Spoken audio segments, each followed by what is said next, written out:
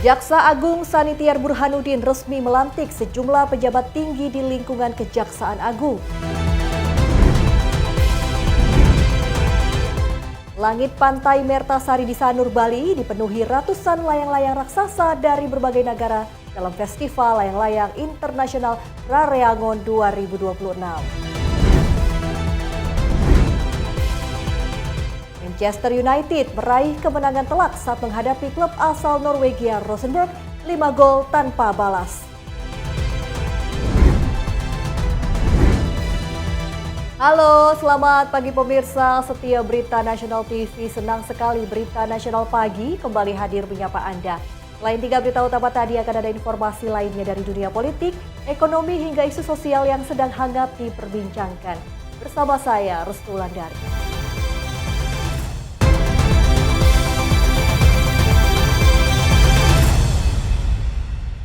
Kita ke berita pertama pemirsa, Jaksa Agung Sanitiar Burhanuddin resmi melantik sejumlah pejabat tinggi di lingkungan Kejaksaan Agung. Pelantikan ini menandai penyegaran organisasi termasuk dilantiknya Kuntadi sebagai Jaksa Agung Muda Tindak Pidana Khusus atau Jampitsus yang baru. Jaksa Agung Sanitiar Burhanuddin resmi melantik sejumlah pejabat tinggi pratama di lingkungan Kejaksaan Agung di Gedung Utama Kejaksaan Agung Jakarta Jumat pagi. Pelantikan ini menjadi bagian dari penyegaran organisasi untuk memperkuat kinerja lembaga penegak hukum. Pelantikan dilaksanakan berdasarkan keputusan Presiden Republik Indonesia yang ditandatangani Presiden Prabowo Subianto sebagai tindak lanjut atas usulan dari Jaksa Agung.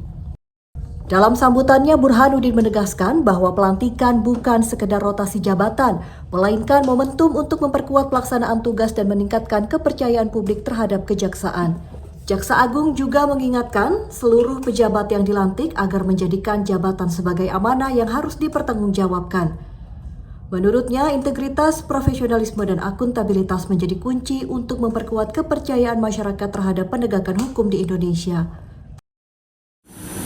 Berkenaan dengan hal tersebut, saya atas nama pribadi maupun pimpinan Kejaksaan mengucapkan selamat kepada Profesor Dr. Asep Nana Mulyana, SHM sebagai Wakil Jaksa Agung, Dr. Leonardo Ebenezer Simanjuntak, SHMH sebagai Jaksa Agung Muda Tindak Pidana Umum, Dr. Kuntadi SHMH sebagai Jaksa Agung Muda Tindak Pidana Khusus, Dr. Haris Siregar SHM sebagai Kepala Badan Pendidikan dan Pelatihan, Dr. Patris Yustrian Jaya SHMH sebagai Kepala Badan Pemulihan Aset, Dr. Hermon Deskristo SHMH sebagai staf ahli bidang politik, keamanan, dan penegakan hukum. Saya yakin berhadapan saudara-saudara pada jabatan tersebut mampu mendukung, menguatkan, dan melengkapi dalam upaya membangun kejaksaan sebagai lembaga penegak yang dapat memberikan pelayanan hukum pada masyarakat secara profesional, berintegritas, transparan, akuntabel, dan humanis. Dalam pelantikan tersebut, Asep Nana Mulyana resmi menjabat sebagai Wakil Jaksa Agung. Sementara itu, Kuntadi resmi dilantik sebagai Jaksa Agung Muda Bidang Tindak Pidana Khusus atau Jampitsus menggantikan Febri Adriansyah. Selain itu, Leonard Ebenezer Simanjuntak dilantik sebagai Jaksa Agung Muda Bidang Tindak Pidana Umum. Harli Siregar menjabat Kepala Badan Pendidikan dan Pelatihan, Patris Yusrian Jaya menjadi Kepala Badan Pemulihan Aset, serta Hermon De Cristo dilantik sebagai staf ahli bidang politik, keamanan, dan penegakan hukum. Diharapkan susunan baru ini mampu memperkuat kinerja kejaksaan dalam menegakkan hukum secara profesional dan berintegritas. Dari Jakarta, Theo Fandi, Berita Nasional TV. Mantan Jaksa Agung Muda Tindak Pidana Khusus atau Jampitsus Febri Adriansyah resmi ditahan usai menjalani pemeriksaan kedua sebagai tersangka dalam 3 perkara dugaan korupsi dan tindak pidana pencucian uang. Dalam proses pemindahan tersebut, Febri tidak mengenakan rompi tahanan maupun borgol saat meninggalkan gedung pemeriksaan. Masuk aja. Kenapa nggak pakai rompi orang, Pak? Piping, Pak. Pipingnya mau. Masuk, Anda masuk. Tutup. Mantan Jaksa Agung Muda Tindak Pidana Khusus atau Jampitsus Febri Adriansyah selesai menjalani pemeriksaan kedua sebagai tersangka dalam 3 perkara dugaan korupsi dan tindak pidana pencucian uang Jumat malam.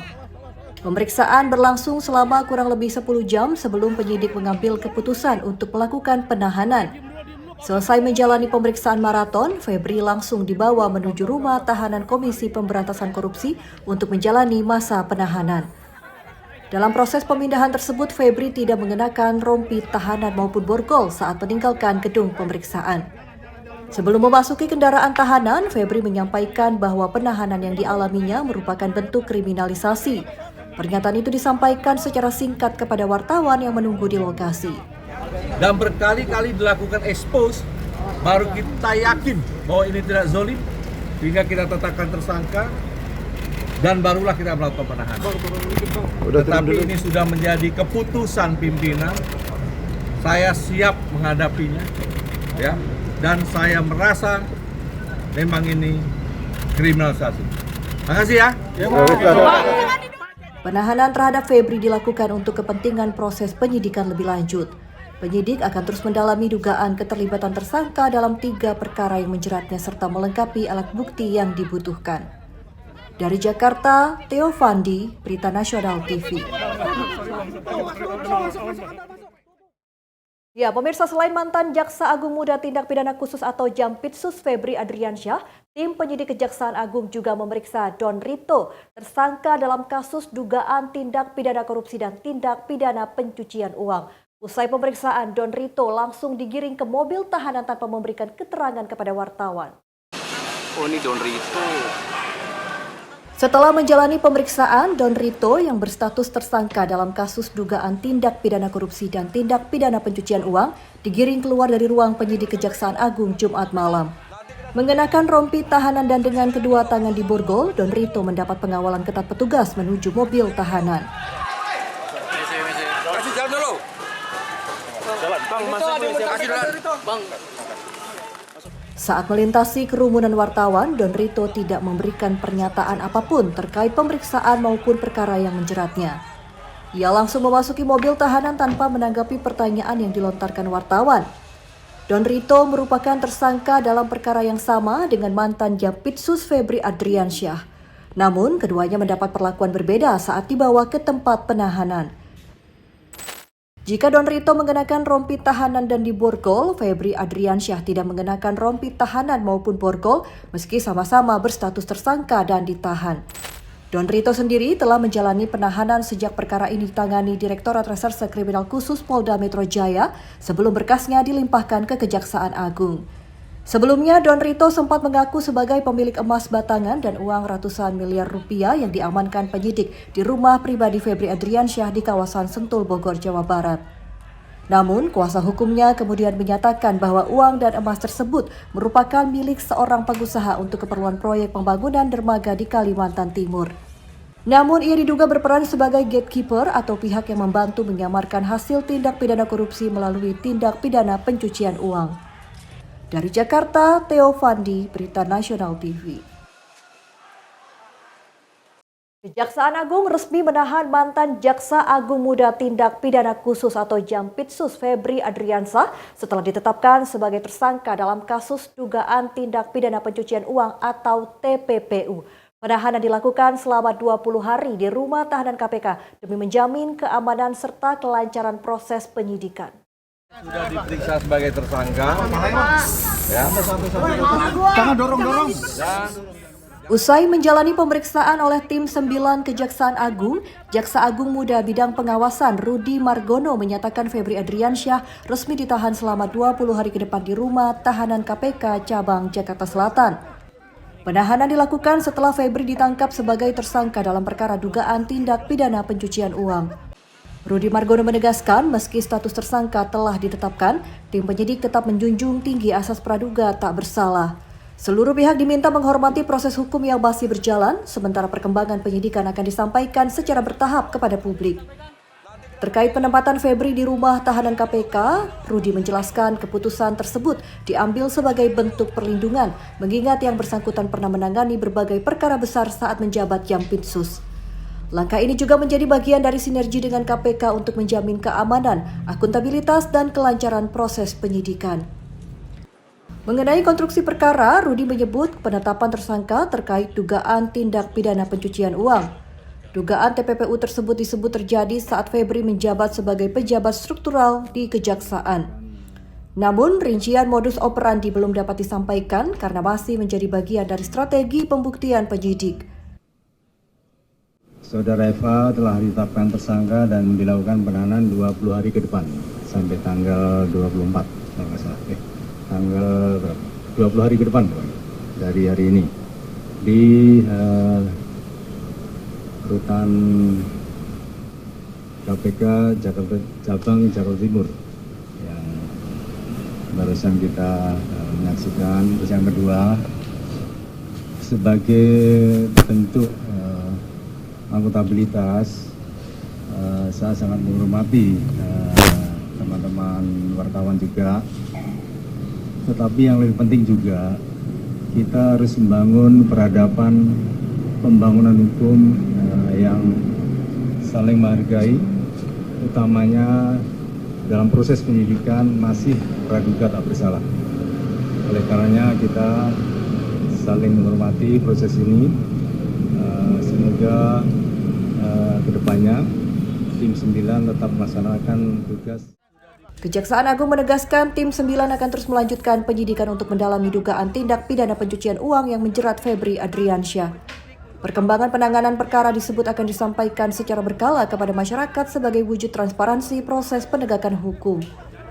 Dari Jakarta, Theo Fandi, Berita Nasional TV.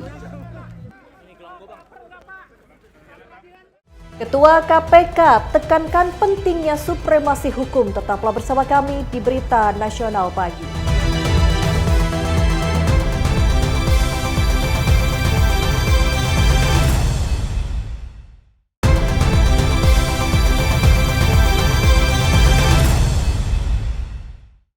Anda kembali bersama kami pemirsa di Berita Nasional Pagi. Pemirsa, Ketua Komisi Pemberantasan Korupsi atau KPK Setio Budianto menghadiri peringatan Disnatalis ke-30 Fakultas Hukum Universitas Pelita Harapan di Karawaci, Tangerang, Banten. Dalam orasinya, ia menegaskan pentingnya supremasi hukum untuk menjaga keutuhan negara kesatuan Republik Indonesia di tengah berbagai tantangan dan dinamika kebangsaan. Peringatan Disnatalis ke-30 Fakultas Hukum Universitas Pelita Harapan atau UPH di Karawaci, Tangerang menjadi momentum untuk memperkuat komitmen terhadap penegakan hukum di Indonesia. Acara ini dihadiri oleh Ketua Komisi Pemberantasan Korupsi Setio Budianto yang menyampaikan orasi ilmiah tentang pentingnya supremasi hukum dalam menjaga keutuhan negara kesatuan Republik Indonesia. Dalam sambutannya, Setio Budianto menegaskan bahwa supremasi hukum masih menjadi tantangan besar di Indonesia. Menurutnya, penegakan hukum yang adil, berintegritas, dan bebas dari praktik korupsi merupakan fondasi utama untuk mewujudkan tata kelola pemerintahan yang baik serta memperkuat kepercayaan masyarakat terhadap lembaga negara.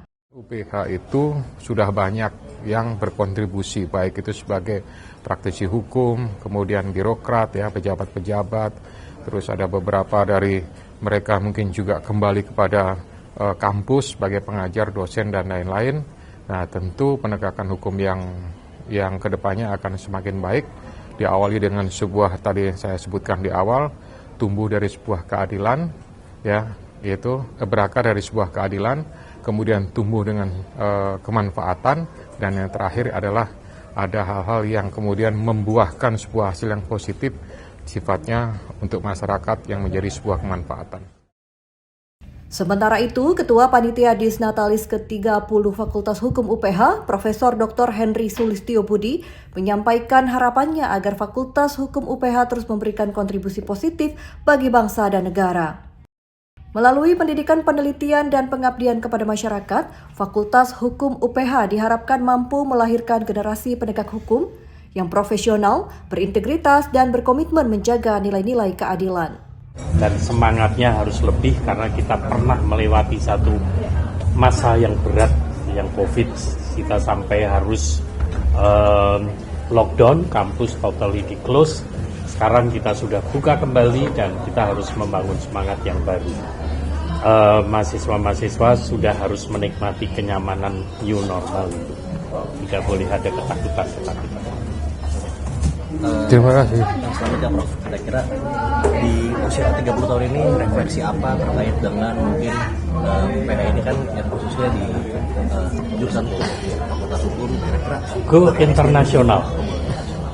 Kita sudah di tingkat nasional sudah yang terbaik, top 3. Tetapi kita harus lebih luas lagi. Kita di Asia Tenggara sudah menjalin dengan Korea, dengan India, dengan beberapa negara. Tinggal diintensifkan saja, go internasional.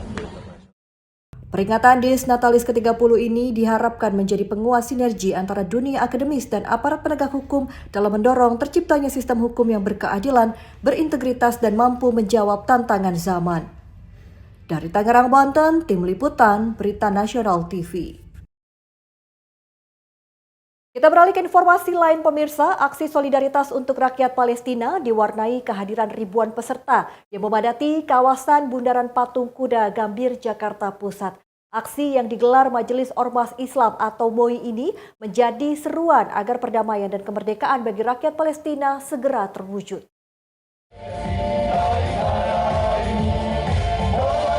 Dengan membawa berbagai atribut dan bendera Palestina, ribuan peserta aksi yang tergabung dalam Majelis Ormas Islam atau MOI memadati kawasan Bundaran Patung Kuda Gambir, Jakarta Pusat Minggu pagi. Aksi berlangsung tertib dengan diisi orasi dan seruan dukungan bagi rakyat Palestina. Dalam orasinya, para peserta mengajak seluruh masyarakat Indonesia untuk terus memberikan dukungan terhadap perjuangan rakyat Palestina. Mereka menegaskan pentingnya solidaritas internasional dalam mendorong terwujudnya kemerdekaan dan perdamaian di wilayah tersebut. Selain menyampaikan aspirasi, massa juga menggelar doa bersama bagi korban konflik dan krisis kemanusiaan yang masih terjadi di Palestina. Suasana hening menyertai doa yang dipanjatkan sebagai wujud empati dan kepedulian terhadap para korban. Peserta aksi mendesak pemerintah Indonesia untuk terus meningkatkan upaya diplomasi di tingkat internasional. Mereka berharap Indonesia dapat mendorong dukungan dari berbagai negara untuk mempercepat terwujudnya kemerdekaan bagi rakyat Palestina. Aksi damai ini menjadi wujud komitmen berbagai elemen masyarakat dalam mendukung perdamaian dan memberikan dukungan moral bagi rakyat Palestina yang masih menghadapi konflik berkepanjangan. Para peserta berharap solidaritas tersebut dapat terus menguat hingga perdamaian benar-benar terwujud. Dari Jakarta, Tim Liputan, Berita Nasional TV.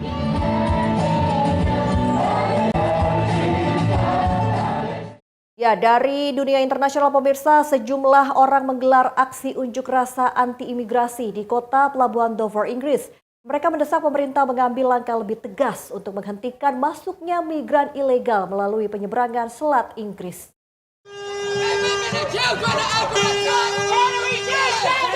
Sekitar 100 peserta aksi berjalan kaki menyusuri jalanan kota Dover sambil membawa bendera Inggris dan spanduk berisi tuntutan pengetatan kebijakan imigrasi. Mereka menyatakan arus migrasi ilegal melalui perahu kecil telah memberikan dampak besar terhadap kehidupan masyarakat setempat. Dalam orasinya, para peserta menilai pemerintah Inggris belum mampu menangani masalah penyeberangan migran ilegal secara efektif. Mereka mengaku merasa diabaikan dan menuntut langkah yang lebih tegas untuk mengendalikan perbatasan negara. Sejumlah peserta menyebut kota Dover telah mengalami perubahan besar selama 2 dekade terakhir akibat tingginya arus migrasi. Mereka menilai kondisi tersebut memengaruhi kehidupan sosial dan mendorong pemerintah agar segera menghentikan penyeberangan migran melalui jalur laut. Aksi ini berlangsung di tengah kembalinya perdebatan mengenai kebijakan imigrasi dan suaka di Inggris. Pemerintah menyatakan telah berupaya menekan angka migrasi bersih, namun berbagai kebijakan yang diterapkan masih menuai kritik dari berbagai pihak. Dalam beberapa waktu terakhir, isu imigrasi kembali menjadi perhatian publik, menyusul sejumlah kasus kriminal yang melibatkan sebagian migran serta berbagai aksi protes di sejumlah wilayah Inggris. Meski demikian, pandangan mengenai kebijakan imigrasi tetap beragam dan menjadi bagian dari perdebatan politik yang berlangsung di negara tersebut. Tim Liputan, Berita Nasional TV.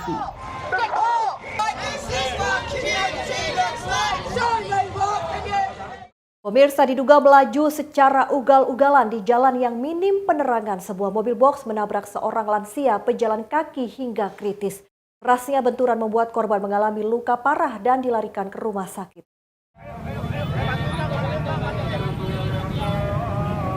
Seorang pria lansia bernama Yusuf berusia 60 tahun langsung dievakuasi petugas medis setelah menjadi korban kecelakaan di Jalan Pangeran Jayakarta, Sawah Besar, Jakarta Pusat. Korban mengalami luka parah di bagian kepala dan sempat tidak sadarkan diri sehingga harus segera dibawa ke rumah sakit untuk mendapatkan perawatan intensif.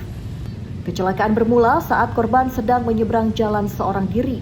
Dari arah Gunung Sahari menuju kota muncul sebuah mobil box yang melaju dengan kecepatan tinggi. Kendaraan tersebut langsung menabrak korban hingga terpental sebelum akhirnya kehilangan kendali dan menghantam sebatang pohon di tepi jalan. Akibat insiden ini korban mengalami luka berat sementara sopir mobil box hanya mengalami luka ringan. Meski demikian bagian depan kendaraan mengalami kerusakan cukup parah akibat benturan keras dengan pohon. Nama korban adalah Yusuf dan sudah dibawa ke rumah sakit Hermina. Dari kronologis si korban menyeberang di Jalan Pangeran Jakarta, tidak tahu tiba-tiba datang mobil box yang cukup laju sangat lumayan kencang, lalu si korban terpental, supir membanting setir agar tidak terjadi menghindari tabrakan si korban, namun tidak bisa terhindari, lalu si korban tertabrak dan kondisi cukup lumayan parah. Polisi menduga kecelakaan terjadi karena pengemudi melaju secara ugal-ugalan di ruas jalan yang minim penerangan.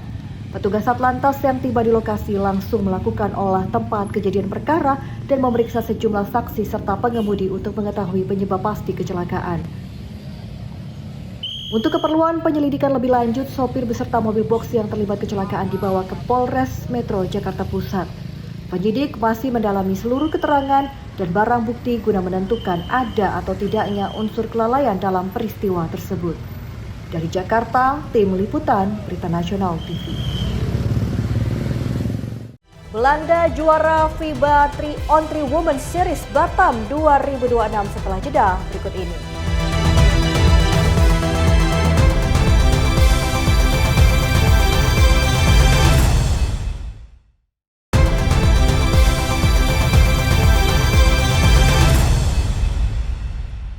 Anda kembali pemirsa bersama kami di Berita Nasional Pagi. Selanjutnya pemirsa, langit pantai Mertasari di Sanur, Bali dipenuhi ratusan layang-layang raksasa dari berbagai negara dalam Festival Layang-Layang Internasional Rareangon 2026.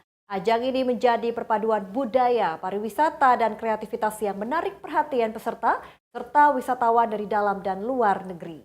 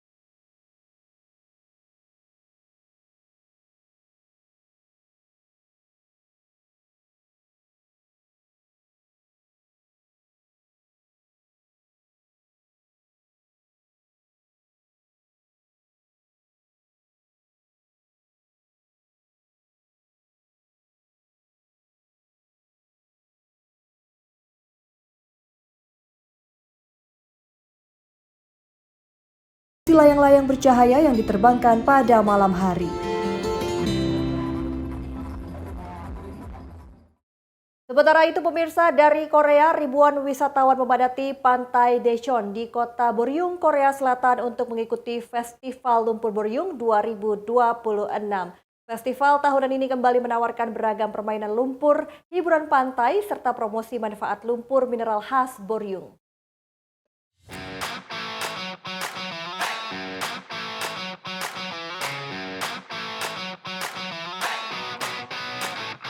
Festival Lumpur Boryong resmi dibuka di pantai Daejeon, Korea Selatan dan akan berlangsung selama 17 hari.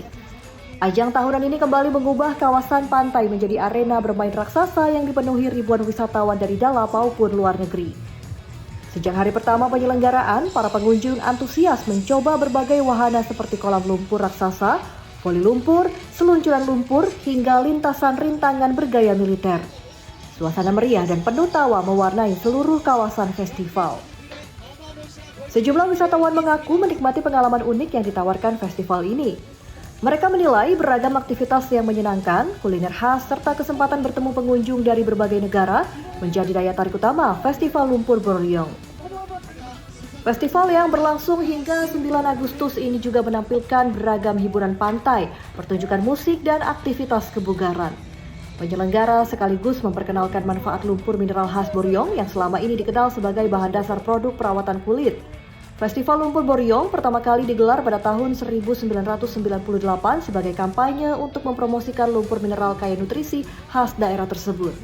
Kini, festival ini telah berkembang menjadi salah satu perayaan musim panas terbesar di dunia yang menarik ribuan wisatawan setiap tahun.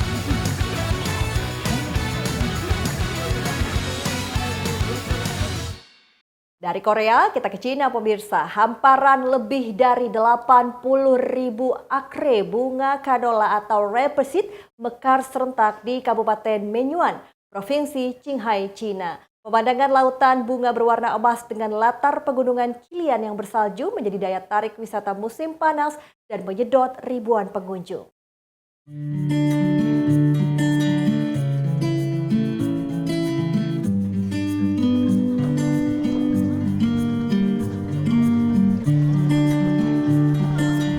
Hamparan bunga canola membentang luas di Kabupaten Menyuan, Provinsi Qinghai, Cina Barat Laut. Warna kuning keemasan yang menyelimuti perdesaan berpadu dengan latar pegunungan Qilian yang tertutup salju menciptakan pemandangan alam yang memukau. Ribuan wisatawan datang untuk menikmati keindahan hamparan bunga yang sedang memasuki masa puncak mekar. Banyak pengunjung berjalan menyusuri ladang bunga dan mengabadikan momen dengan berfoto di tengah lautan warna emas. Sejumlah wisatawan menilai perpaduan bunga canola dengan pegunungan bersalju menciptakan pemandangan yang sangat indah. Bahkan ada yang menggambarkannya seperti sebuah lukisan cat minyak yang hidup di alam terbuka. Kabupaten Menyuan merupakan salah satu daerah penghasil canola terbesar di Cina. Iklim dataran tinggi membuat musim mekar bunga baru mencapai puncak pada akhir Juli, berbeda dengan daerah lain yang lebih awal. Tanaman canola telah dibudidayakan di Menyuan selama sekitar 1.800 tahun. Setiap bulan Juli, pemerintah setempat juga menggelar festival bunga canola yang menjadi salah satu atraksi wisata musim panas paling terkenal di Cina, serta menarik wisatawan, fotografer, dan pecinta alam dari berbagai daerah.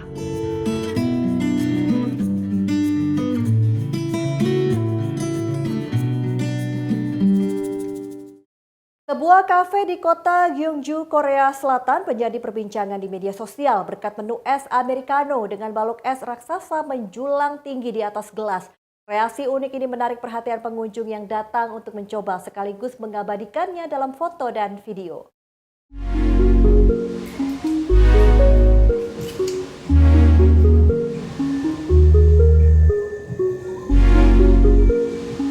Sebuah kafe bernama Doggu Coffee di kota Gyeongju, Korea Selatan mencuri perhatian publik dengan sajian es americano berbalut balok es raksasa yang menjulang tinggi menyerupai gunung es mini. Tampilan yang tidak biasa ini membuat minuman tersebut cepat menjadi viral di media sosial. Pemilik kafe, Bin Hong, mengungkapkan ide tersebut berawal dari guyonan seorang pelanggan tetap yang meminta es sebanyak mungkin. Bin Hong kemudian memenuhi permintaan itu dengan memberikan balok es raksasa. Setelah foto minuman tersebut diunggah ke media sosial, menu itu langsung menjadi perbincangan dan menarik banyak pengunjung. Proses pembuatan es americano raksasa memerlukan ketelitian dan keseimbangan agar balok es dapat berdiri di atas gelas tanpa jatuh. Untuk membentuk satu balok es saja dibutuhkan waktu pembekuan lebih dari 4 jam. Karena proses pembuatannya yang memakan waktu, kafe ini hanya menyediakan 5 porsi es americano raksasa setiap hari dengan sistem siapa cepat dia dapat. Bagi pengunjung yang datang dari luar kota, pihak kafe menyarankan untuk melakukan pemesanan terlebih dahulu. Selain versi 1 gelas, kafe juga menyajikan versi 2 gelas yang dihubungkan oleh balok es. Bin Hong mengaku akan terus mengembangkan menu-menu unik agar pengunjung tidak hanya menikmati kopi, tetapi juga mendapatkan pengalaman kuliner yang berbeda dan berkesan.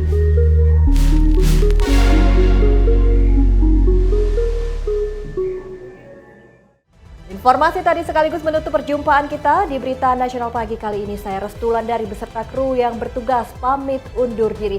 Selamat pagi dan selamat beraktivitas. Sampai jumpa.